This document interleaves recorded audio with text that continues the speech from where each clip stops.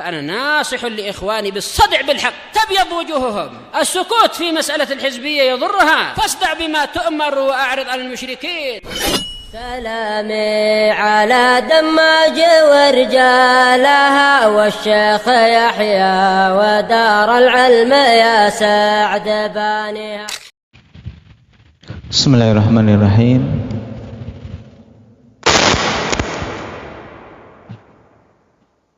Alhamdulillahirabbil alamin. Wassalatu wassalamu ala rasulihil amin. Wa ala alihi wa ashabihi ajma'in. Amma ba'd.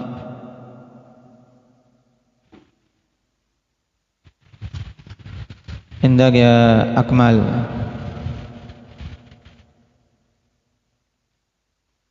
Apa keyakinan ahli sunnati wal jamaah tentang Al-Quran?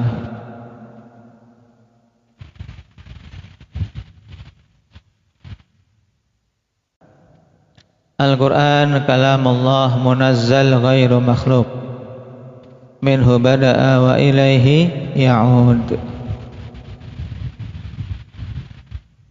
Pertemuan yang lalu kita masuk pada bab ke-19 tentang munculnya pemahaman ta'til, pemahaman yang menolak sifat-sifat bagi Allah Subhanahu wa ta'ala. Taib. Awal diketahui muncul pemahaman ta'til itu dari siapa? Muhammad Sido.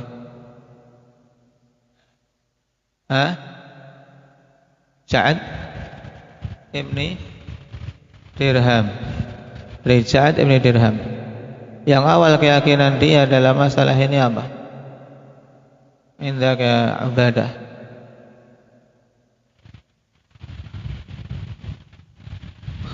Berkeyakinan bahwasanya Allah tidak mengangkat Nabi Ibrahim sebagai khalil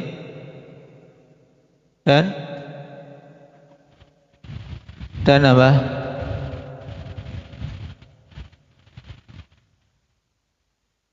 Nah, dan tidak berbicara kepada Musa dengan sebenar-benar pembicaraan.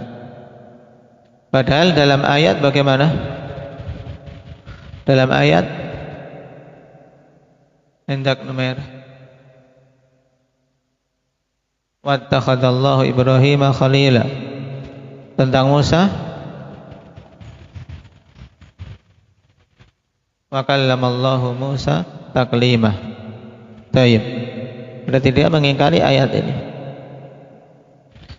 Nah, kemudian Sa'ad bin Dirham ini dihukum mati pada masa wali siapa? Tariq.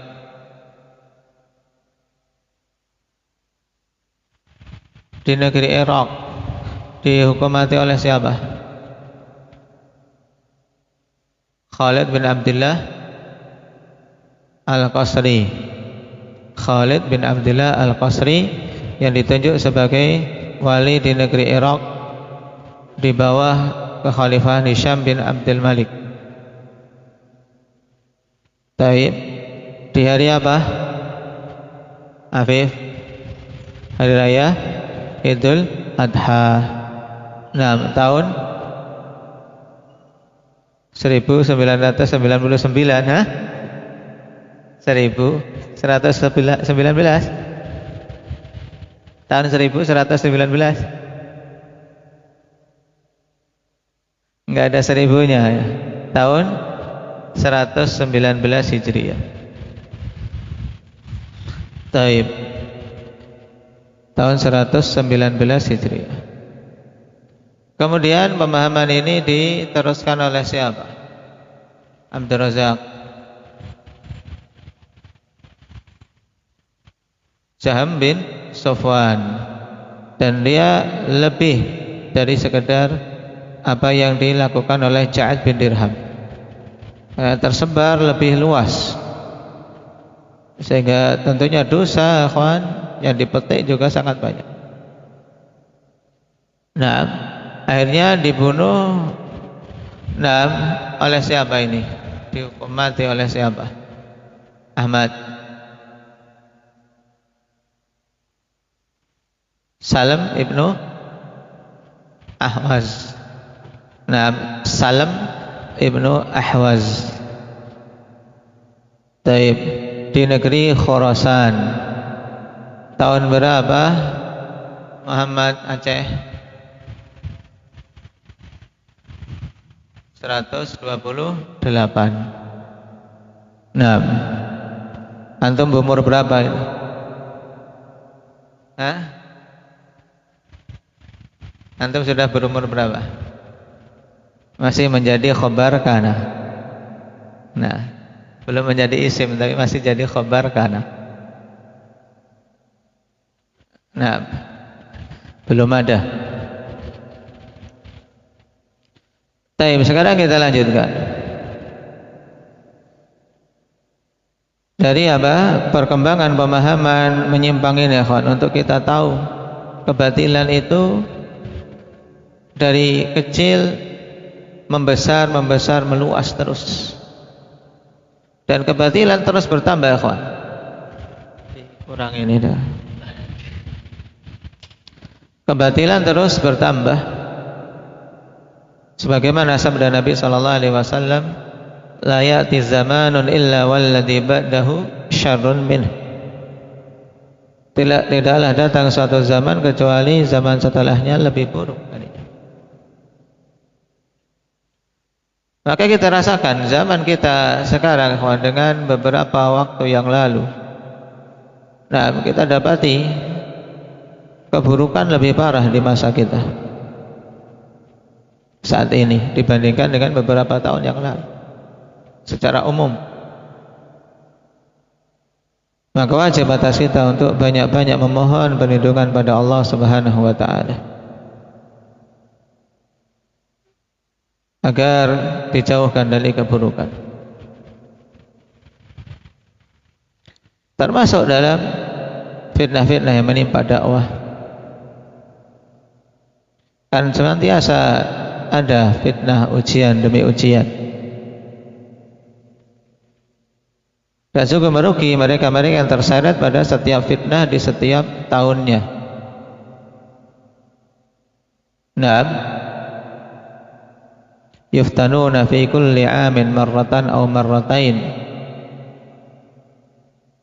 thumma la yatubuna wa lahum yadhakkarun. Wal iyadu billah. Manusia bertambah ibadah, bertambah amalan, dia masih berdiri di tempat atau bahkan mundur. Teman-temannya yang lainnya bertambah ilmu, bertambah pemahaman, bertambah hafalan Al-Quran, atau bertambah kuat bagi yang sudah menghafalnya, sedangkan dirinya semakin mundur.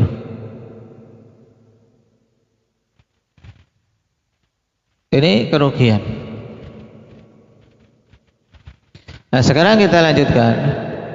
Qala al-'alama Ibnu Utsaimin rahimahullah, wa fi hududil mi'ati tsaniyah urribatil kutubul yunaniyah war rumaniyah. Ini sudah kita baca. Yaitu pada apa? 200 yang kedua. Nah, di tahun 200-an. Apa yang terjadi di tahun 200-an, Ilhan? Terkait perkara-perkara yang menimpa akidah kaum muslimin.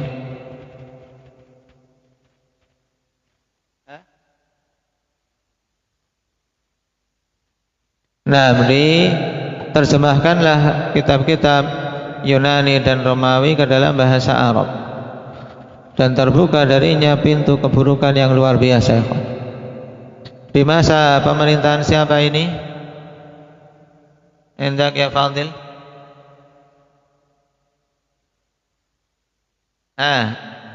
Dia bukan penguasa dia. Di masa pemerintahan Ma'mun, Al-Ma'mun. Memang dikenal cerdas, ikhwan, tapi ghairu muwaffaq. Tidak mendapatkan taufik untuk dapat guru yang mengarahkan kecerdasan itu pada hal yang baik. Nah, ini kecerdasan hibah dari Allah. Tapi hal ini tidak memberikan kemanfaatan kalau apa? Tidak digunakan pada kebaikan. Yahudi katanya orangnya cerdas-cerdas, pintar, tapi pintar ngapusi. Ya, pintar menipu, pintar akal-akalan. Sehingga ilmu yang ada pada mereka menjadikan mereka tertipu malah, dan tidak membuahkan amal, tidak membuahkan manfaat.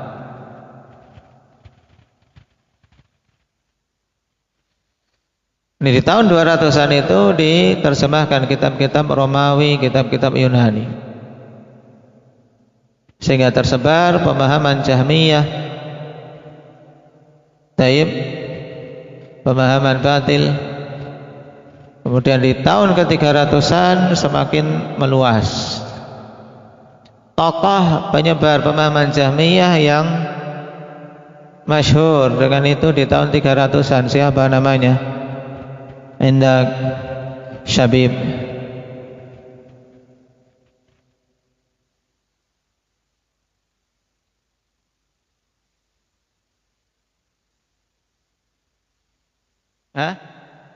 Bishr al-Marisi.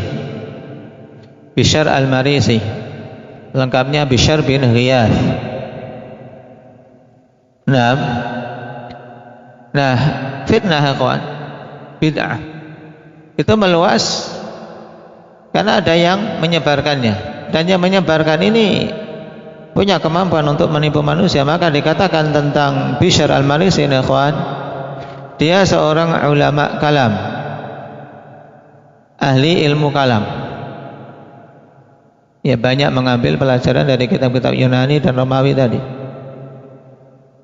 Wa indahu falsafah, ya, pemahaman filsafat. Mungkin dua ini tidak akan berpengaruh kalau nggak ada yang ketiga, yaitu wa indahu iqna'. Ini bahaya. Kalau ada pada ahli batil kemampuan iqna', kemampuan untuk meyakinkan orang, iqna', yaitu dengan hujah yang batil dan kemampuan menjelaskan, ini bahaya. Sehingga dia mampu meyakinkan penguasa-penguasa pada masa itu untuk mengikuti pemahamannya. Na'udzubillahi minal munafiqin alimil lisan. Dan kemampuan untuk meyakinkan orang, ikhwan, penting bagi para juru dakwah, bagi para talabatul ilm, menyampaikan kebenaran agar manusia yakin dengan kebenaran, bukan sekadar yakin dengan perkataan yang dia sampaikan, tapi yakin dengan kebenaran. Nah, Allah Subhanahu wa taala jadikan ini ujian bagi manusia, di mana banyak ahli bidah, tidak sedikit ikhwan, banyak ahli bidah. Ya, mereka tutur katanya lebih fasih, lebih meyakinkan daripada ahli haq.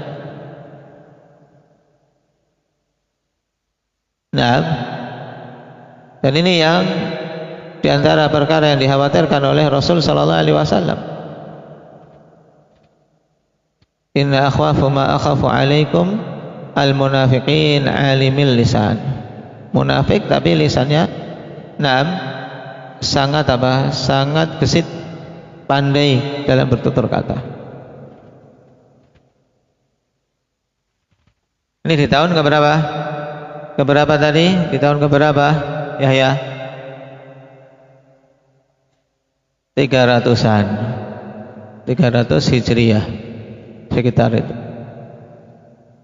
Qala wa sannafa Uthman ibn Sa'id ad-Darimi kitaban radda bihi 'ala al-Marisi sammahu naqdu Uthman ibn Sa'id 'ala al-kafir al-'anid fi ma aftara 'ala Allah min at-tauhid. Baik. Dan Uthman ibn Sa'id ad-Darimi rahimahullahu ta'ala mengarang kitab untuk membantah Bishr al-Marisi yang diberi judul bantahan Uthman bin Sa'id atas seorang kafir yang mu'anid, yang membangkang. pada apa-apa yang dia adakan kedustaan atas nama Allah Subhanahu wa taala terkait perkara tauhid.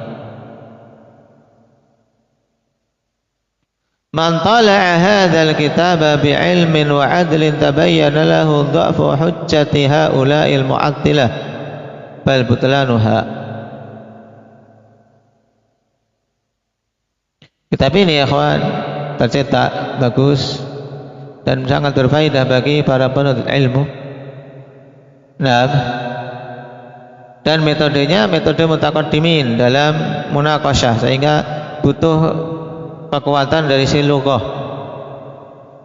Karena mutaqaddimin kalimat-kalimatnya kawan ringkas. Nah, sehingga kalau kita perhatikan sebenarnya mutaqaddimin lebih cerdas-cerdas kawan. Mereka tidak perlu bertele-tele ngomong itu. Makanya butuh bekal lughah yang cukup untuk baca ini dan pemahaman yang bagus. Kitab jayyid. Nah, siapa saja yang membacanya dengan ilmu dan keadilan, maka akan jelas baginya kelemahan hujjah orang-orang mu'attilah dan kebatilan mereka. Wa anna hadhihi ta'wilat allati tujadu fi kalami katsirin minal mutaakhirin Karrazi wal Ghazali wa Ibn Aqil wa ghairihim hiya bi'ainiha ta'wilatu Bishr.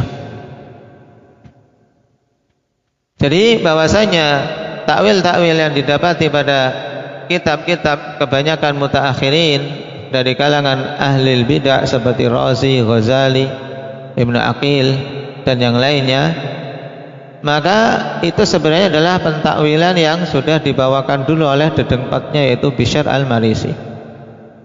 Sehingga jawabannya sebenarnya sama, cuman terkadang butuh apa? Butuh pengembangan demi pengembangan agar memudahkan orang yang membaca dan mau memahami.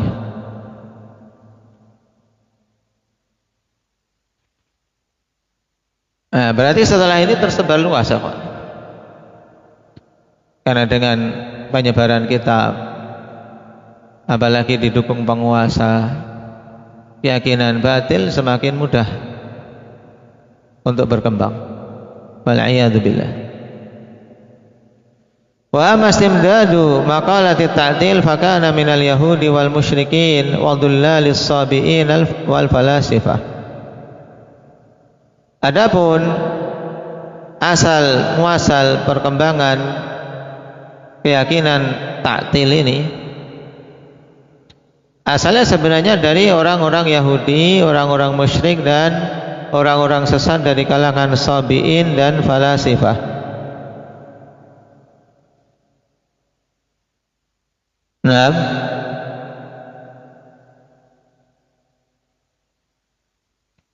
kenapa ya kawan? Fa'inal Ja'ad ibn Dirham akhadha maqalatahu ala maqila min Aban ibn Sam'an.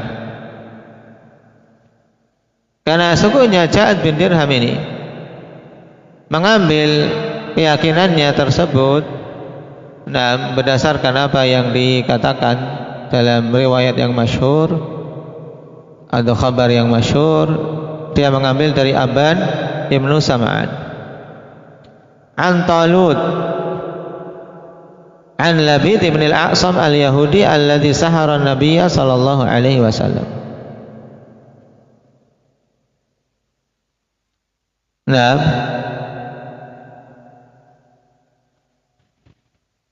taib, dan ini seburuk-buruk silsilah ini, silsilah mudlimah, silsilah kegelapan.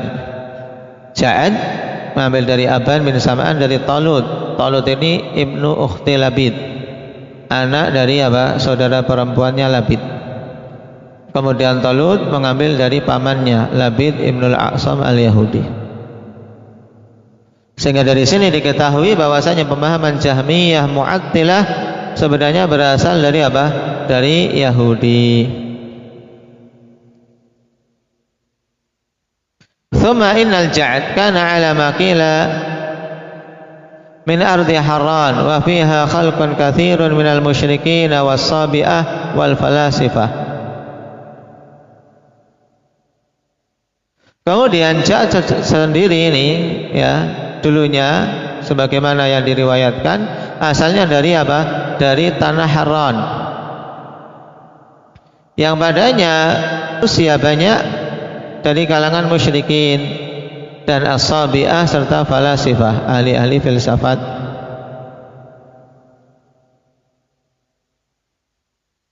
Wala raiba anna lil bi'ah ta'thiran qawiyan fi aqidatil insani wa akhlaqih. Dan tidak syak, tidak ada keraguan bahwasanya lingkungan, bi'ah itu lingkungan, komunitas, itu bi'ah. Ya, lingkungan seseorang, komunitas seseorang itu memiliki dampak yang kuat pada akidah seorang dan pada akhlaknya. Seorang tumbuh di komunitas pecandu rokok, ya ikut ngerokok. Di komunitas orang-orang yang tidak mengenal agama, dia ya akan tumbuh seperti itu. Tapi ketika seorang tumbuh di tengah-tengah ahli sunnah, maka biiznillah kalau tidak ada dampak dari luar, dia akan tumbuh dengan baik.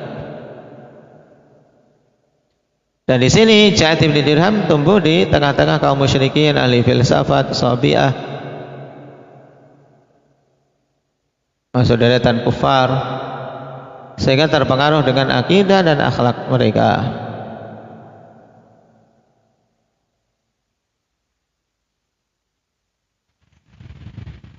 Wa kana madhhabun nufati min haula anna Allah laysa lahu sifatun thubutiyah. Nah, dan madhab penolak sifat-sifat itu dari kalangan mereka meyakini bahwasanya Allah itu tidak memiliki sifat thubutiyah, sifat yang bisa ditetapkan. Kenapa? Lianna thubuta sifati yaqtadi ala zamihim anna Allah musyabihun li khalqih. Dikarenakan tetapnya sifat menurut sangkaan mereka ini berkonsekuensi bahwasanya Allah akan menyerupai makhluknya. Ini alasan utama. Jadi alasan utama kenapa mereka menolak untuk menetapkan sifat apa tadi? Apa yang bisa kita simpulkan, Abdul Hafid? Kalau kita menetapkan sifat berarti kita akan menyamakan Allah dengan makhluk. Itu alasan mereka. Ini kita ungkapkan keyakinan mereka, bukan keyakinan kita sendiri. Wa inna ma yuthbituna lahu sifatin salbiyatan au idhafiyatan au murakkabatan minhuma. Dan hanyalah mereka menetapkan bagi Allah itu sifat salbiyah atau idhafiyah atau murakkabah dari keduanya. Salbiyah, idhafiyah. Maksudnya bagaimana akan dijelaskan nanti. Jadi mereka tidak mau menetapkan sifat thubutiyah. Yang ditetapkan adalah sifat salbiyah, yaitu sifat tidak demikian, tidak demikian, tidak demikian. Diawali dengan tidak. Salbiyah yaitu meniadakan sesuatu.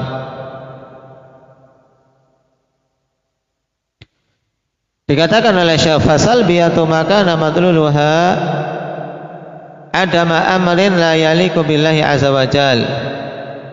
Mithla qaulihim innallaha wahid, bimana annahu maslubun anhul qismah bil kammi awil qawli wa maslubun anhu syarik.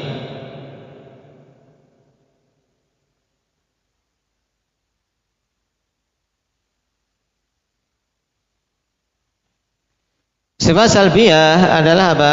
Sifat yang madlulnya, yaitu yang ditunjukkan olehnya adalah apa? Tidak adanya perkara yang tidak pantas bagi Allah. Jadi intinya sifat salbiyah adalah apa?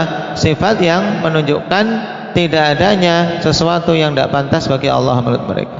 Contoh perkataan mereka, innallaha wahid, Allah itu wahid. Tapi ini juga uniknya mereka. Wahid ini kan di sisi ahli sunnah ini thubutiyah, karena kita tetapkan satu bagi Allah. Tapi bagi mereka wahid, ya itu apa? Itu salbiyah. Nah, kenapa maknanya? Karena apa? Maslubun anhul qismah, yaitu yang tidak bisa dibagi bil kam awil qaul, tidak bisa dibagi dengan jumlah atau dengan apa? Dengan perkataan. Wa maslubun anhu syarik, dan tidak ada sekutu baginya.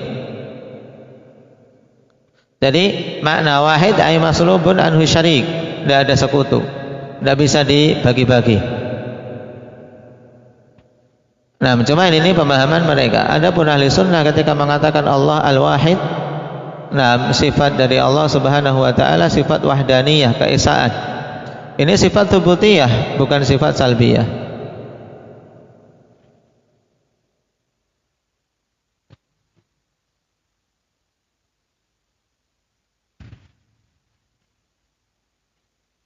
Kemudian wal idhafiyah hiya allati la yusafu Allah biha ala annaha sifatun thabitatun lahu walakin yusafu biha bi'tibari idhafatiha ilal ghair.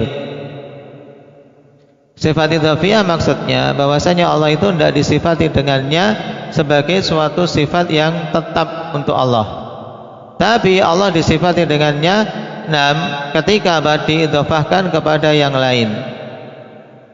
Kaqaulihim anillahi ta'ala, seperti perkataan Allah subhanahu wa ta'ala, perkataan mereka tentang Allah, innahu mabda'un wa illah. Ini perkataan ahli filsafat, bahasanya Allah mabda' wa illah. Fahuwa mabda'un wa illatun bi'tibar anal asya' sadarat minhu. Mereka mengatakan Allah itu mabda', yaitu permulaan. Maksudnya apa? Karena perkara-perkara itu permulaannya dari Allah. La bi'tibari sifatin thabitatin lahu hiyal bada' wal iliyah. Bukan dilihat dari sisi bahwasanya itu sifat yang tetap bagi Allah, yaitu permulaan dan sebagai apa? Sebagai sebab kemunculan segala sesuatu. Mabda' wa illah, maksudnya illah bagi mereka adalah bahwasanya Allah sebab munculnya semua perkara. Ini istilah ahli kalam yang semuanya akhwan tidak dibangun di atas dalil. Intinya ahli kalam kemudian nufah yang menolak sifat-sifat Allah, mereka tidak mau menetapkan sifat tsubutiyah, tapi ketika mensifati Allah, mereka mensifati dengan salbiyah atau idhofiyah atau murakkabah, penggabungan. Bagaimana penggabungan? Perhatikan. Wal murakkabatu minha hiya allati takunu salbiyatan bi'tibarin wa idhafiyatan bi'tibar. Dan penggabungan antara keduanya, di mana dari satu sisi itu salbiyah, tapi ditimbang dari sisi lain idhafiyah. Contohnya kaqaulihim 'anillahi ta'ala annahu awwal. Seperti perkataan mereka tentang Allah bahwasanya Allah itu awal. Menurut mereka fahiya salbiyatun bi'tibarin annahu maslubun anhul huduth. Allah itu awal, yang terdahulu. Nah, itu salbiyah dilihat dari sisi apa? Karena apa? Hilang atau tidak ada dari Allah subhanahu wa ta'ala al-huduth, sesuatu yang baru. Allah itu zat yang azali, bukan yang baru muncul. Idhafiyatun bi'tibari annal asya'a ba'dah. Nah, dikatakan awal itu idhafiyah. Kenapa? Karena segala sesuatu muncul setelahnya. Ini keyakinan mereka. Ruwat afwan. Tapi kalau ahli sunnah mengatakan ketika meyakini Allah itu al-awwal, diambil darinya sifat awaliyah. Nah, walaysa qablahu syai', tidak ada sesuatu pun setelah, tidak ada sesuatu pun sebelum Allah. Ini sifat tsubutiyah kita tetapkan bagi Allah subhanahu wa ta'ala. فَإِذَا كَانَ هُوَ مَا تُسْتَمَدُّ مِنْهُ طَرِيقَةُ النُّفَاةِ فَكَيْفَ تَطِيبُ نَفْسٌ مُؤْمِنٍ أَوْ عَاقِلٍ أَنْ يَأْخُذَ بِهِ وَيَتْرُكَ سَبِيلَ الَّذِينَ أَنْعَمَ اللَّهُ عَلَيْهِمْ مِنَ النَّبِيِّينَ وَالصِّدِّيقِينَ وَالشُّهَدَاءِ وَالصَّالِحِينَ. Kemudian di paragraf terakhir pada bab ini, maka apabila ini adalah apa? Adalah alur perkembangan yang diambil darinya metode para penolak sifat an-nufah. An-nufah yang dimaksud apa? Kelompok yang menolak sifat meniadakan sifat dari Allah Subhanahu wa taala. Setelah kita tahu sejarahnya, akhwan, maka bagaimana jiwa seorang muslim itu bisa nyaman, jiwa seorang berakal bisa nyaman, tenang untuk mengambil pemahaman dari mereka dan meninggalkan jalan orang-orang yang Allah berikan nikmat kepada mereka dari kalangan para nabiyin, siddiqin dan syuhada serta orang-orang saleh. Daripada bab yang ke-19 ini sebenarnya adalah apa? Pemaparan tarikh secara singkat tentang sejarah Jahmiyah, Mu'attilah dan semua firqah-firqah yang menolak sifat-sifat dari Allah Subhanahu wa taala. Asalnya dari ini. Nah, meruntutannya dari apa yang kita baru saja baca. Sehingga tidak pantas kita kemudian menerima itu dan meninggalkan apa yang datang dari Rasulullah sallallahu alaihi wasallam yang kemudian diteruskan para sahabat, para tabi'in dan atba'ut tabi'in. Tapi dari sini pula kita ambil ibrah, kesyukuran, akhwan, jelas ketika Allah berikan hidayah untuk kita bisa memahami asma wa sifat di atas pemahaman ahli sunnah dan terselamatkan dari pemahaman Mu'attilah ini. Baik, mungkin itu dulu. Adapun bab yang ke-20 kita ambil pada pertemuan yang akan datang insyaallah. Subhanakallahumma wa bihamdika asyhadu an